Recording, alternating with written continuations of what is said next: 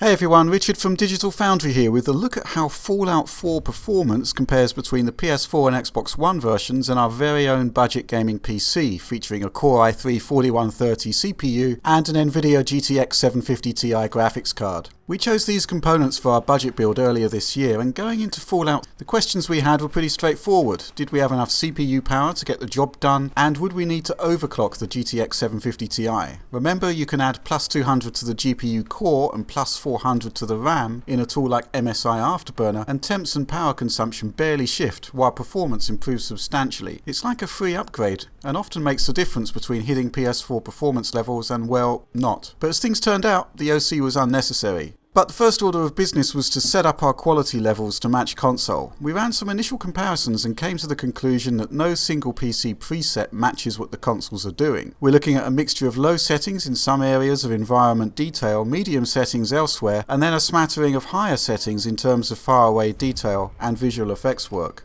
Texture filtering is particularly impressive. We get temporal anti-aliasing, which works really well, plus there's full-on SSAO and bokeh depth of field. What quickly became evident is that we had a lot of headroom to spare on the GTX 750 Ti, so much so in fact that we targeted 30 FPS as our absolute minimum frame rate. We used the high preset as a base and adjusted shadow quality, shadow distance and God ray quality to medium. Then we went into the advanced settings and pushed up object fade to match the actor fade level.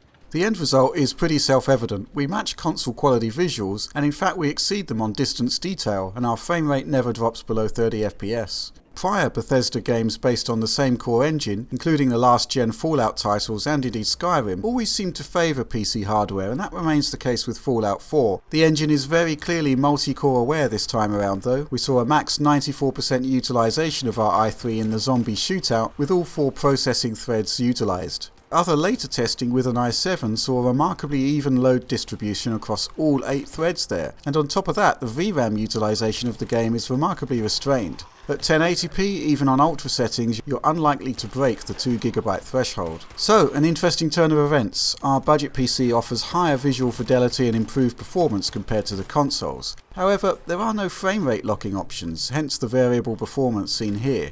We tried NVIDIA's half-rate adaptive VSync, our go-to solution for a very console-like 30 FPS with proper frame pacing, and found that it impacted the game with some horrible stutter, but pairing that with RivaTuner Statistics Server's 30 FPS cap did help.